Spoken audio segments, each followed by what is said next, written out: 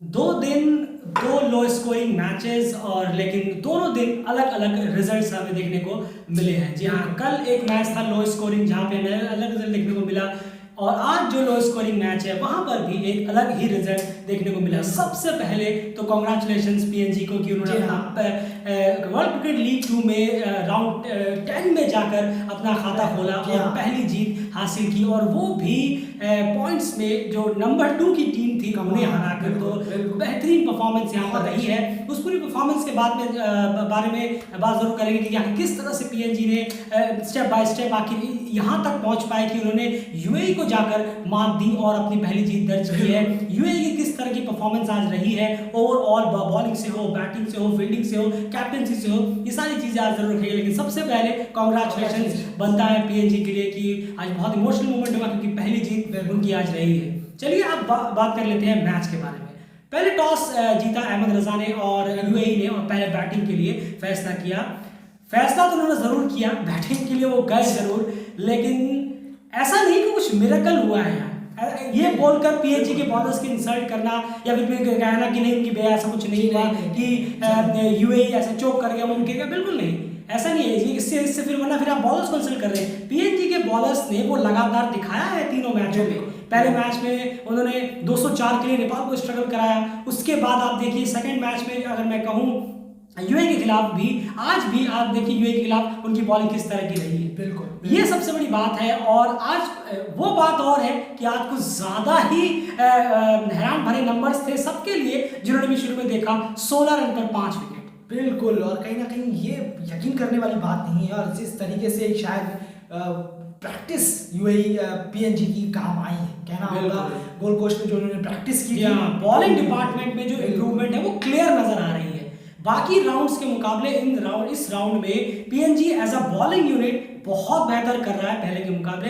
क्या अपडेट करेंगे आयन, क्योंकि आप बॉलिंग को थोड़ा बेहतर समझ पाए। बिल्कुल, और बहुत जबरदस्त बॉलिंग हुई है। बॉलिंग की वजह से यहाँ पर पीएनजी ये मैच जीता है। कहीं ना कहीं जबरदस्त उन्होंने बॉलिंग कराई, लाइन और लेंथ जिस तरीके से उन्होंने खींचा हुआ रखा, बेहतरीन बॉलिंग, और लेग स्टंप पे ज्यादा नहीं गए। ये बहुत अच्छी बात है कि लेग स्टंप पे जो कि गलतियां होती हैं बहुत बॉलर्स से, कहीं ना कहीं वो यहाँ पर सुधरी हैं, और बहुत बेहतरीन तरीके से लाइन और खासकर लेंथ को भी जिस तरीके से रखा है कि हाँ इस जगह पे रखूंगा तो मुझे विकेट मिलेगा, ये कहीं ना कहीं अंडरस्टैंडिंग बहुत बॉलरों में अब कहीं ना कहीं पीएनजी के दिख रही है। और फील्डिंग प्लेसमेंट से लेकर फील्डिंग तो खैर एक्स्ट्राऑर्डिनरी रही है, वो तो खैर टॉप नॉच फील्डिंग रही है पीएनजी की, पर प्लेसमेंट में कप्तानी भी कहीं ना कहीं बहुत बहुत शानदार हुई है। किस टाइम पर किसे लगाना है, कहाँ लगाना है, बॉलिंग यूनिट ने कमाल का परफॉर्म किया है पहली जो इनिंग रही। जी हाँ, 10 ओवर में 16 रन के अंदर मेरे ख्याल से शायद 5 विकेट गिर चुके थे। अब यहाँ पर अयान अगर मैं बात करूँ यूएई के टॉप ऑर्डर के बारे में, ओपनिंग हो, 1 डाउन हो, 2 डाउन हो, इन बैट्समैन से अगर मैं बात करूँ, टी20 में तो परफॉर्मेंस हम कंसिस्टेंट बेसिस पर देखते हैं, लेकिन वनडे में आकर वो कंसिस्टेंसी खत्म हो जाती है। ऑन ऑफ वाला मामला रहता है जो कहीं ना कहीं बहुत दिक्कत करेगा। अगर आप क्वालिफायर में, अगर आप वर्ल्ड क्रिकेट टॉप 3 में रहते भी हैं आगे जाके, अभी कुछ कंफर्म नहीं है कि आप पहुंचेंगे, क्योंकि नामीबिया, नेपाल और स्कॉटलैंड और यूएसए भी, ये सब अभी आपकी तरफ दौड़ रहे हैं, अभी कुछ पता भी नहीं है। लेकिन इनकंसिस्टेंसी बहुत भारी पड़ेगी यूएई को, क्योंकि ये परफॉर्मेंस बिल्कुल भी ठीक नहीं है ऑन ग्राउंड बैटिंग की तरफ से, बहुत खराब परफॉर्मेंस है। कहीं ना कहीं आउट होने के तरीके भी तो देखिए, बिल्कुल जितना ज्यादा लंबा फॉर्मेट हो रहा है, कहीं ना कहीं ये है कि हाँ हमें टिकना नहीं है, हमें टिकना आता नहीं है, और बॉल इतनी स्पीड से नहीं आ रही है तो हम ज्यादा फ्रस्ट्रेटेड हो जा रहे हैं कि यार थोड़ा तेज आए, थोड़ा रन हम मारे, थोड़ा बल्ले से स्ट्रोक ज्यादा निकले, कहीं ना कहीं तो ये सब चीजें ठीक नहीं है। थोड़ा अपने आप को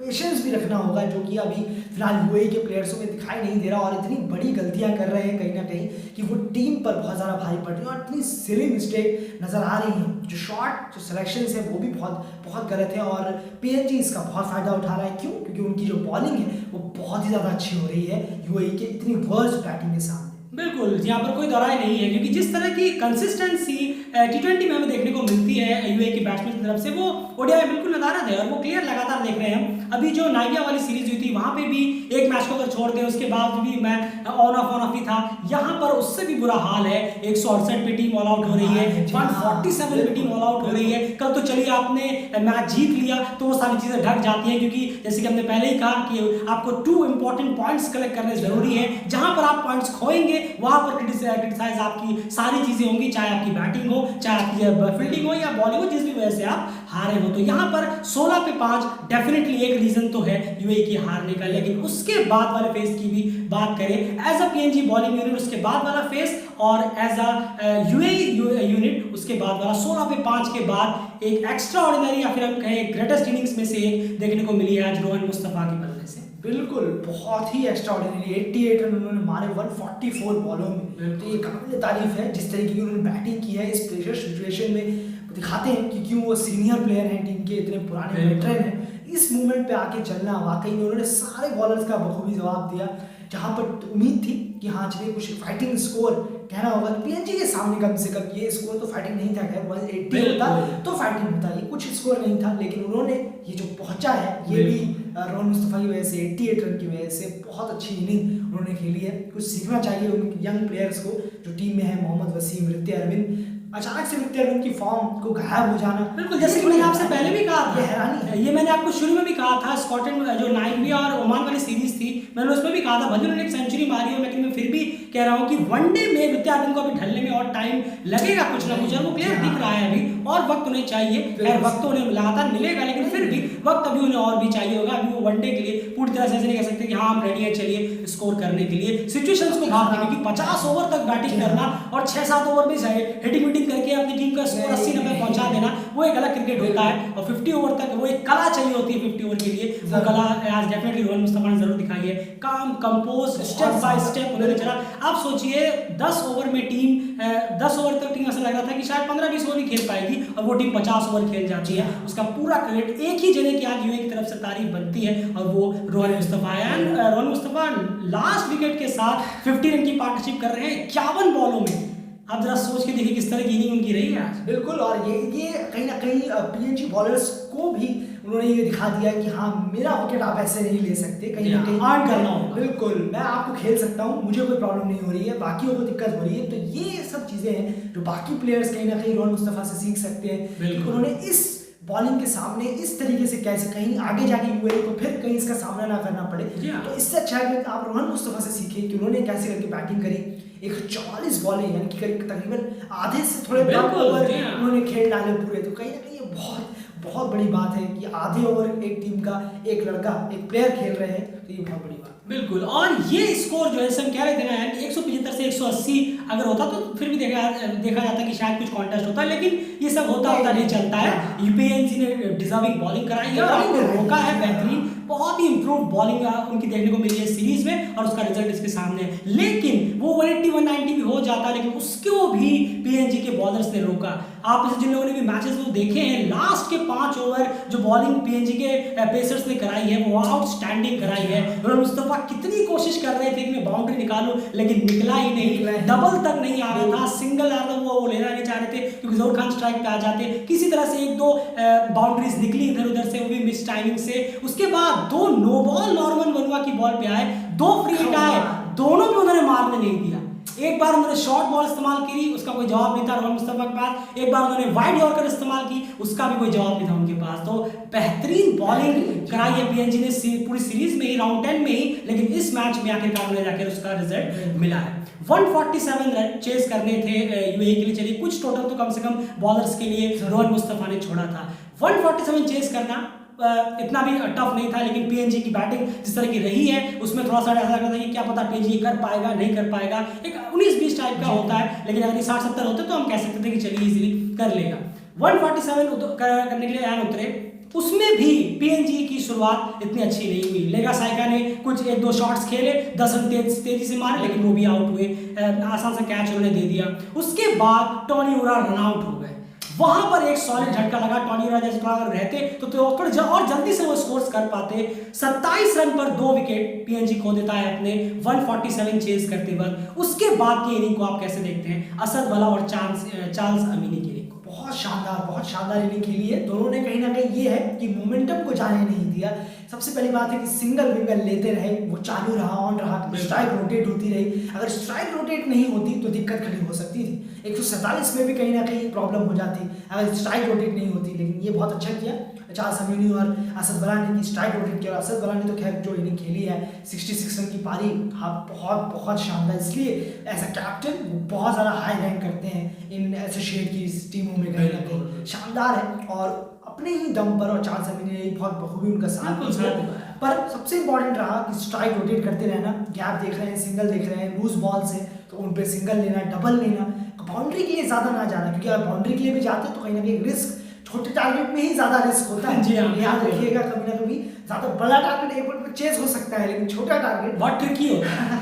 ट्रिकी टारगेट होते हैं ये सब तो। लेकिन हर टाइम सिंगल डबल देखते रहे, बाउंड्रीज भी आई, कलेक्ट किया और यूएई के बॉलर्स को कहीं ना कहीं ये नहीं लगने दिया कि हाँ भाई हम मैच में हैं। एक वक्त भी ऐसा नहीं हुआ। बिल्कुल ऐसा ही रहा। और सबसे बड़ी बात ये है, आपने ये एक लाइन बड़ी सही जोड़ी कि एक वक्त भी उन्होंने अपनी बैटिंग से लगने नहीं दिया यूएई को कि हम कहीं रुके हुए हैं, कि देखिए हमारा स्कोर रुका हुआ है, 30 पे 2 है तो 30 पे ही 2 रुका हुआ है, या 35 पे 2 है तो 4-5 ओवर में रुका हुआ है। ऐसा नहीं है, यहाँ पर रुका और यहाँ उनका स्कोर बोर्ड लगातार टिक कर रहा था, जिससे यूएई के जो बॉलर्स हैं वो और फ्रस्ट्रेट हो रहे थे। कैप्टन भी फ्रस्ट्रेट हो रहे थे कि यार रन तो बच नहीं रहे हमारे पास, रन लगातार खर्च होते चले जा रहे हैं। उसके बाद एक ब्रेक थ्रू जरूर दिलाने की कोशिश की, चार्ल्स अमीनी आउट जरूर हुए, लेकिन उसके बाद के फिर फेस को आया ना, एकदम छोटा सा फेस था जहां पर असद वाला ने संभालने की कोशिश की। उस फेस को फिर आप कैसे देखते हैं? थोड़ा बहुत तो लगा होगा कि यार अभी भी 91 पे हो गए हैं, 91 पे विकेट गिर गया है, क्या अब हम 50 को रन को क्रॉस कर लेंगे या नहीं? ये तो खैर पीएनजी की खासियत है। पीएनजी के पास ऐसे बैट्समैन ज्यादा हैं, कहीं ना कहीं बैट्समैन क्या मतलब बैटिंग ऑलराउंडर ज्यादा है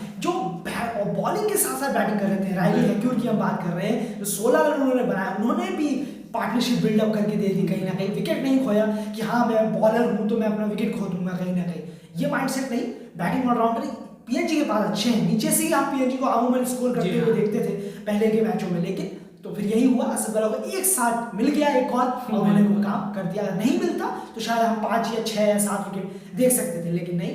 पीएनजी की खासियत रही है कि नीचे स्कोर लड़के करते हैं। बिल्कुल, बहुत अच्छे वहां पर आपको एक के बाद एक बैटिंग मिलती है। पीएनजी की जितने नीचे जाएंगे उतनी ज्यादा बैटिंग है, क्योंकि नीचे के प्लेयर्स ही काफी टाइम से रन मार रहे थे। ऊपर के प्लेयर्स ने थोड़ा धीरे धीरे अब फॉर्म में आना चालू किया है। अगर मैं बात करूँ तो अगर फॉर्म में आ जाते हैं, बैटिंग वाइज और अच्छी हो जाती है, तो डेफिनेटली ये टीम भी कुछ अच्छे रिजल्ट्स और भी ज्यादा से ज्यादा विन्स हमें देखने को मिल सकते हैं। और ये एक अच्छी बात है कि चलिए टीम ने फाइनली अपना स्टार्ट किया जीतना और यूएई को हराया। सबसे इंपॉर्टेंट है कि यूएई जो कभी हाल फिलहाल में बहुत शानदार क्रिकेट खेल रही थी उनको हराया। और एक बार और ये है कि पीएनजी ने कहीं ना कहीं यूएई को ये दिखाया कि आपको भी वनडे क्रिकेट में बहुत बेहतर करने की जरूरत है एज अ बैटिंग यूनिट।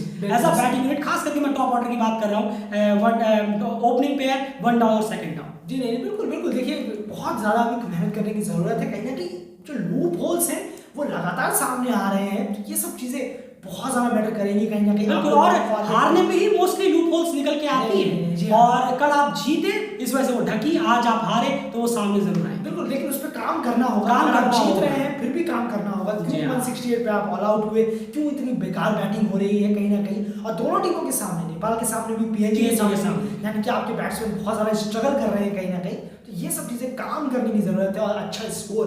और पीएनजी के लिए तो खैर क्या बात है, बहुत ज्यादा शानदार रही है। और आज कहीं ना कहीं हमारी जो पहले से एक बकेट लिस्ट थी कि पीएनजी अपनी इंप्रूव बैटिंग करे, आज वो थोड़ा बहुत वहां पर नजर आया है। बैटिंग भी इंप्रूव हुई है, 147 रन भी इस तरह के कहा कि टोटल भी ट्रिकी होते हैं, उसमें बहुत ही अच्छी इनिंग आज पीएनजी की बैट्समैन ने करके दिखाई है। जवाब ही नहीं, बिल्कुल जवाब नहीं था आज। और ओवरऑल पीएनजी को वापस से कांग्रेचुलेशन कि आपने पहला जीत यहाँ पर दर्ज किया है। डेफिनेटली वहां में कोई शायद सुन ना रहा हो, लेकिन हमने ट्विटर पे उन्हें जाकर स्पेशली विश जाकर कर दिया है ऑलरेडी। उम्मीद है कि वो इसमें पढ़ेंगे और उन्हें बेहतर महसूस होगा कि यहाँ पे भी उनके फैन फॉलोइंग्स हैं, इतनी दूर है, भले ही 2 है लेकिन है जरूर उनके लिए भी चीयर अप करने के लिए। उम्मीद करेंगे कि आप आने वाले टाइम पे और ज्यादा मैचेस जीते और बेहतर करें, क्योंकि सबसे इंपॉर्टेंट बात है आपने जिस तरह की फील्डिंग की, अयान डेफिनेटली मैं आज से कह रहा था कि कहना नहीं चाहिए बहुत बड़े बड़े नाम है खैर, लेकिन फिर भी मैं कह रहा था क्यों नहीं वो जो बड़े नाम भी कुछ कर करके ही बड़े बने हैं कि इनकी टीम की फील्डिंग ऐसे लगती है जैसे एबी डिविलियर्स,